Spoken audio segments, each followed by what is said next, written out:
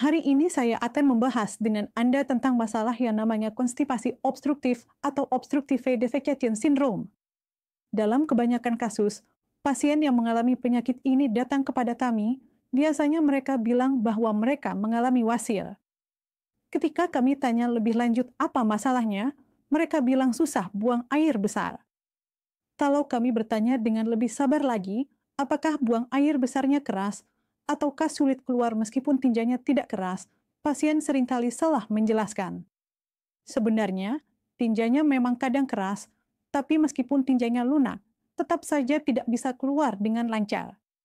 Pada penyakit ini, yang terjadi adalah tinja menumpuk di rektum dalam waktu yang lama, dan ketika pasien ingin buang air besar, sudah duduk di toilet, rasanya ingin buang air besar tapi tinjanya tidak keluar.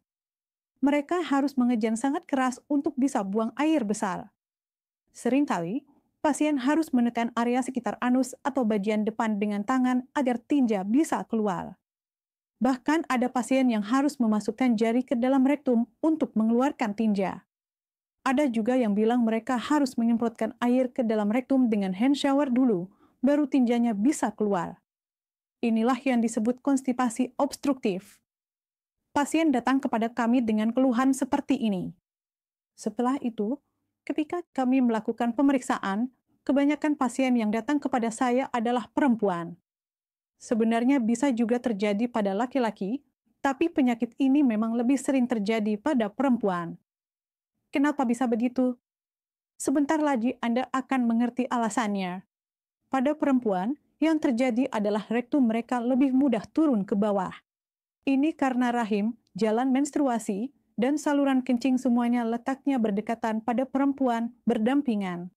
Jadi, karena perempuan sering melahirkan, terutama yang sering melahirkan normal atau setelah menopause, masalah ini semakin parah. Tonus otot, kekuatan otot, semuanya jadi berkurang. Akibatnya, organ-organ ini jadi sedikit turun ke bawah. Karena turun ke bawah, di saluran anus bisa terbentuk seperti kantong. Dalam istilah medis, ini disebut rektocele. Selain itu, karena sering mengejan saat buang air besar, bagian atas rektum bisa turun ke bawah. Bayangkan seperti memasukkan satu gelas ke dalam gelas lain, kurang lebih seperti itu. Bagian atas rektum masuk ke bagian bawah rektum.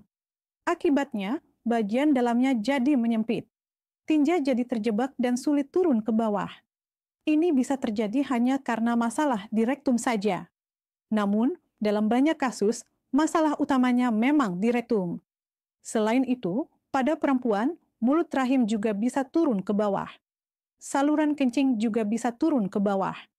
Pasien sering mengeluhkan, saat saya mengejan keras untuk buang air besar, bagian bawah perut saya jadi membengkak. Mulut rahim juga turun ke bawah, dan inilah yang terjadi. Saluran menstruasi di bagian depan juga bisa membengkak. Ini adalah beberapa informasi tambahan tentang kesulitan buang air besar.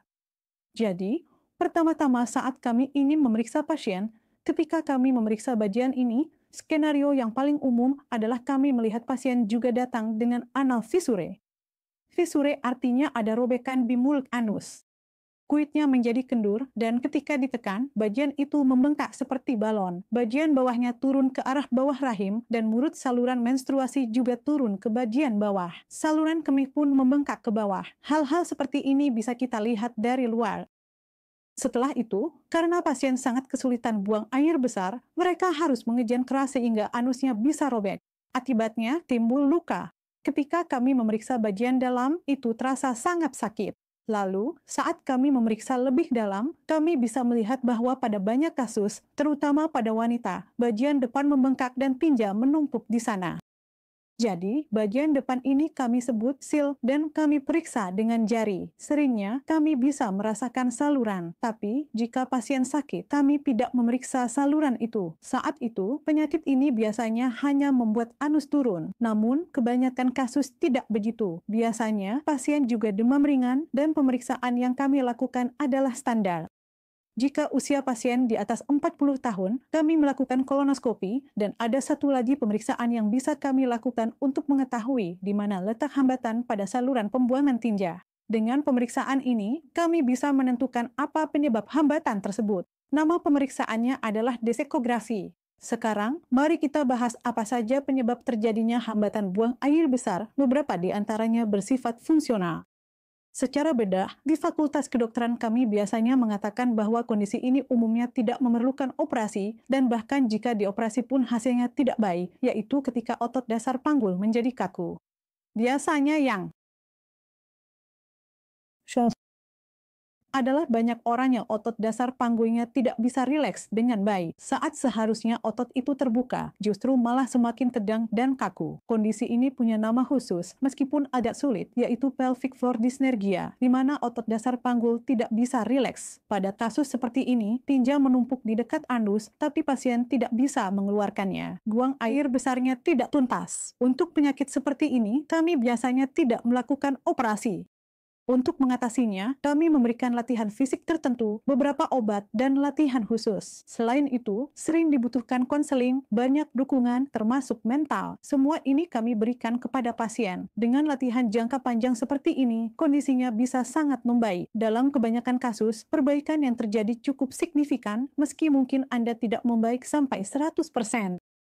Sekitar 70% bisa membaik, sedangkan penyebab lainnya adalah, seperti yang saya sebutkan sebelumnya, terkadang di antara saluran usus dan rektum bisa terbentuk seperti kantong kecil. Dindingnya menjadi lemah, dan di tengah-tengah saluran itu terbentuk seperti kantong, sehingga kotoran bisa menumpuk di sana. Ini salah satu penyebabnya. Selain itu, bagian bawah rektum bisa turun ke bawah, sehingga bagian atasnya masuk ke bagian bawah. Ini juga salah satu penyebab yang sudah saya jelaskan. Seringkali, jika seseorang menderita wasir atau sudah lama mengalami wasir, hal seperti ini juga bisa terjadi. Selain itu, pada kanker rektum juga sering terjadi. Ada juga beberapa penyebab lain yang agak rumit, jadi kita tidak akan membahasnya di sini, tapi penyebab yang paling umum memang yang sudah saya sebutkan tadi. Sebenarnya, pada kebanyakan kasus, kami bisa memahami penyakit-penyakit ini secara klinis dengan melihat pasien.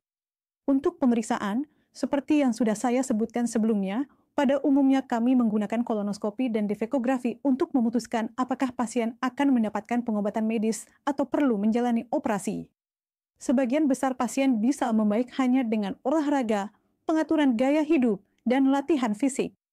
Jadi, dari 100 orang, mungkin hanya 15 atau 20 orang yang benar-benar membutuhkan operasi. Bagi mereka yang membutuhkan, ada berbagai jenis operasi yang tersedia. Namun, keputusan mengenai jenis operasi apa yang akan dilakukan itu sepenuhnya ditentukan oleh dokter bedah. Dokter akan memutuskan operasi mana yang paling cocok untuk setiap pasien. Kebanyakan pasien sering terpengaruh oleh apa yang mereka lihat di TV, YouTube, media, atau Google, seperti operasi longo untuk wasir atau operasi laser untuk wasir. Pasien jadi sangat terpengaruh. Sebenarnya, tidak seharusnya Anda terpengaruh seperti itu. Jenis pengobatan apa yang Anda butuhkan, dokter Anda yang paling tahu. Karena dokter Anda sudah mendengarkan keluhan Anda, memeriksa Anda, dan mengetahui apa masalah Anda. Jadi, untuk masalah Anda, dokter akan menyarankan operasi yang paling tepat. Jadi, tidak perlu terpengaruh hanya karena mendengar nama operasi di Google atau YouTube. Kedua, pada kasus susah buang air besar, seringkali juga disertai dengan sembelit. Bagi mereka yang memang sejak awal sudah memiliki sembelit atau memang sejak lahir sudah mengalami sembelit, tingkat keberhasilan operasi biasanya lebih rendah. Tapi bagi mereka yang mengalami susah buang air besar karena rektum turun ke bawah atau karena rektosigmoid atau intersusception, hasil operasinya biasanya lebih baik. Namun, untuk penyakit-penyakit seperti ini, operasinya seringkali bukan hanya satu, tapi kombinasi dari beberapa prosedur. Secara teknis memang sulit, tapi bukan tidak mungkin. Namun, sebenarnya ini adalah kerja tim. Kadang-kadang melibatkan 3, 4, atau 5 orang, dan seringkali juga melibatkan dokter lain. Seringkali, tes tambahan seperti chest urografi atau tes lainnya dilakukan, dan kadang-kadang operasi-operasi ini dilakukan oleh satu tim gabungan yang terdiri dari beberapa dokter bedah. Berdasarkan pengalaman saya, sebagian besar pasien membaik setelah operasi. Penyakit susah buang air besar ini memang lebih sering terjadi pada wanita, terutama pada wanita yang sudah mengalami banyak persalinan normal dalam hidupnya. Setelah menopause, penyakit ini lebih sering terjadi pada wanita berusia di atas 45 atau 50 tahun. Karena itu, kebanyakan dari mereka enggan pergi ke dokter. Mereka merasa malu atau ragu untuk berkonsultasi. Namun menurut saya, sekarang saatnya untuk tidak hanya diam di rumah dan menderita karena penyakit ini. Anda sebaiknya berkonsultasi dengan dokter Anda. Berkonsultasi dengan dokter adalah langkah pertama. Dan jika Anda memedikan keluhan Anda, solusi untuk masalah Anda akan ditemukan. Karena ini adalah penyakit yang bisa disembuhkan, menurut saya memang sebaiknya Anda menjalani pengobatan. Seperti yang saya sebutkan sebelumnya, dalam kasus penyakit ini, olahraga dari bagian tubuh yang terhambat sangat penting. Ini adalah bagian yang sangat signifikan, ya. Dalam pengobatan, pada bagian tertentu, ada pasien yang kami lakukan operasi. Namun, pada mereka pun kami tetap menganjurkan untuk melakukan latihan fisik. Sebenarnya, yang disebut biofeedback atau bioimpact itu bukanlah sesuatu yang rumit. Tapi biofeedback ini adalah salah satu bagian penting dari pengobatan pada area yang terhambat. Hanya melakukan operasi saja tanpa memberikan biofeedback, tanpa melatih pasien dengan latihan otot dasar panggul, atau tanpa melakukan konseling, itu tidak cukup. Saya tidak memberikan dukungan psikologis. Dalam kasus seperti itu, hasilnya akan relatif lebih rendah. Pada pasien yang pertama-tama saya lakukan latihan, kemudian saya lakukan konseling, memberikan dukungan psikologis, lalu baru dilakukan operasi. Dan setelah itu mereka kembali melakukan beberapa latihan, hasil mereka sebenarnya jauh lebih baik. Ada satu hal lagi. Sekarang operasi sebenarnya sudah tidak seperti dulu, di mana dulu kami harus memotong dan melakukan operasi besar. Sekarang sudah ada laparoskopi, banyak mesin canggih juga tersedia. Selain itu, jumlah spesialis sekarang juga lebih banyak. Kalau dulu jumlah spesialis sedikit, sekarang di negara kita pun di setiap bidang sudah berkembang spesialisnya. Karena itu, pengobatan sekarang sebenarnya jauh lebih baik daripada sebelumnya. Dan satu hal lagi, dalam kebanyakan kasus, pasien-pasien ini tidak mau datang ke dokter